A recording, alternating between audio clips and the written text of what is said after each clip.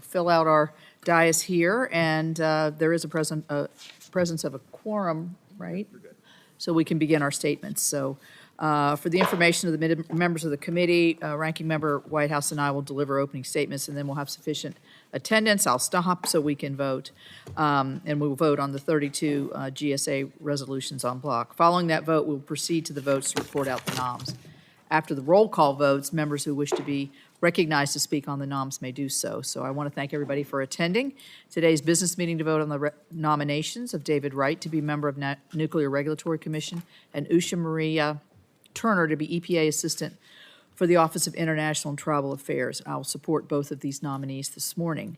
As our nation's independent nuclear safety regulator, the NRC is critically important to our energy future. Congress directed the NRC to be more efficient, and we expect the NRC, under the leadership and direction of the chair and the commission, to accelerate this work. Through Chairman Wright's leadership, the NRC has taken some initial positive steps. The commission updated its mission statement, reduced the time frame to approve new nuclear licenses, and is addressing unique regulatory challenges with new reactor designs. I'll work in a bipartisan manner to hold the commission, including Chairman Wright, accountable to expedite their efforts while maintaining their focus on ensuring nuclear safety. In response to questions for the record I'd submitted jointly with Ranking Member Whitehouse, Chairman Wright affirmed that he is committed to preserving the NRC's independent authority to license and oversee the civilian use of nuclear material. Appreciate that commitment and will support his nomination. Excuse me. I also vote for Usha Maria Turner to lead the EPA's Office of International and Tribal Affairs. Her experience in energy and environmental regulatory affairs makes her well prepared to represent the EPA around the world and with our tribal partners. I urge my colleagues to support these nominations. I also encourage my colleagues to support the 32 GSA resolutions that authorize important repair and alteration projects and leases across the country. And with that, I'll turn to our Ranking Member Whitehouse for his opening statement. Thank you, Madam Chair. As to Ms. Turner, this administration has turned EPA's mission from protecting public health and the environment to protecting the pockets and interests of fossil fuel companies. Ms. Turner comes directly from a fossil fuel company, the one that was central to a backroom deal at Mar-a-Lago between then-candidate Trump and major oil and gas companies, a deal now dictating the direction or misdirection of EPA. The fossil fuel industry and its minions at EPA are behaving particularly disgracefully, and until that changes, I will vote no and urge my colleagues to do the same. By the way, I don't see any prospect of that changing. As to Mr. Wright, at no point during the NRC's 50-year history has there been a greater need for leadership there than today. I stand by my statement during his nomination hearing. Mr. Wright is qualified to serve on the commission. He came before our committee, however, not just as a nominee, but as the present leader of the commission.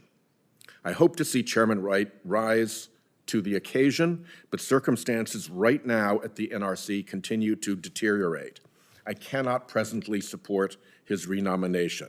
Let me say why, because I'm inclined to vote for him and to facilitate his confirmation.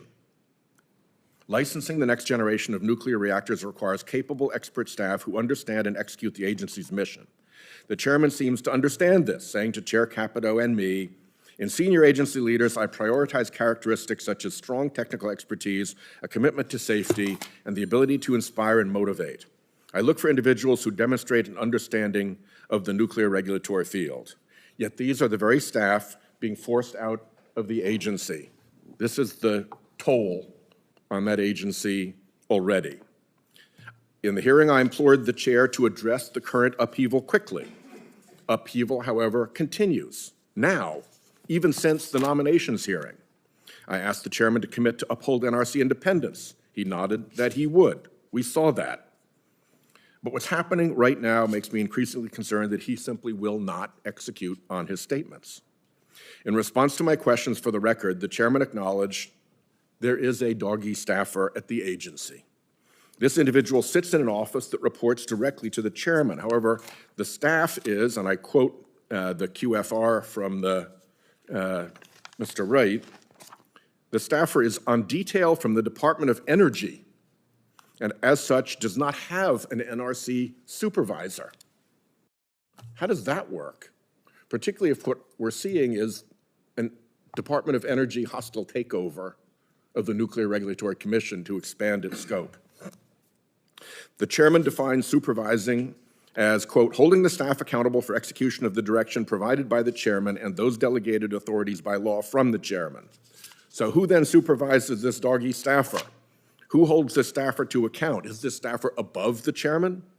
If there was any doubt before, let's make this clear. There are rogue actors operating within the agency, and its independence is in jeopardy. I do not say this lightly. I have long supported nuclear technology even before many of my fellow Democrats. I have worked on a bipartisan basis, including with many of you on this committee, to grow the nuclear share of our energy mix. The future of nuclear energy in this country requires a credible, independent regulator. Efficiency, yes, it's important, but safety is paramount. Just one lapse would put our country at risk, unravel our years of bipartisan progress, and set nuclear power backward. Under the Trump administration, that unraveling is happening. We must head this off now as a committee before it is too late. Let's work together, as we have before, to ensure that the NRC delivers on its mission, prescribed to it by Congress, and ushers in a long-sought nuclear renaissance. If we can turn the tide and shore back up the NRC's independence, I would be very glad to reconsider my present position on Mr. Wright's renomination. I very much want to get to yes, but the behavior that we're seeing at the NRC presently makes that impossible. Thank you, Chairman. Thank you, Senator Whitehouse. We've had several conversations on this, and we'll continue to And I appreciate talk. your keen interest in it. Yes, thank you.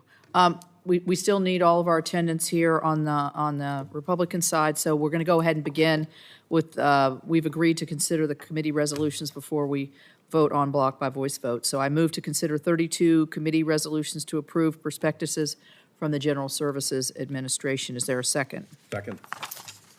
All those in favor say aye. Aye. All those opposed, no.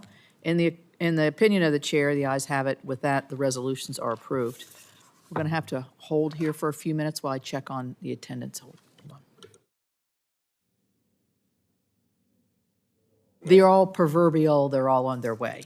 Reminds me of a story on our side of the aisle in the Senate when Senator Ted Kennedy was needed for a vote. And the cloakroom called to say, we need you on this vote. Where are you? And he said, I'll be right there. I'm at the airport. What he didn't tell them was that he was at the Boston airport. Moral of the story, never believe a senator regarding their whereabouts. That's a good one.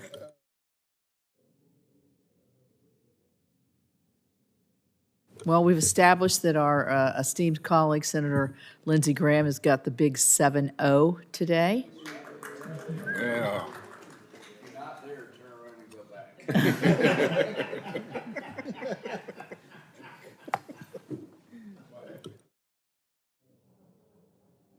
So that makes your sign a what? What are you? A Leo or a? I'm a Cancer. There you are. There you are.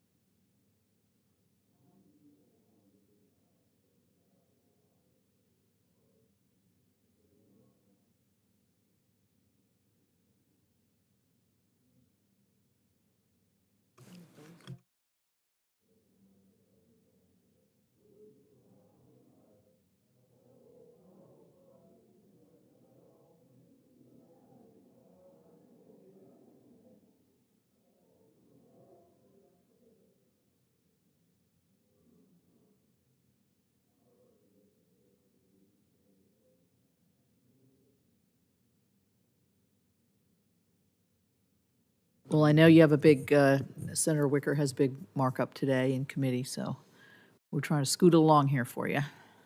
So now I'm hearing they're close. That another one? They're at the DC airport.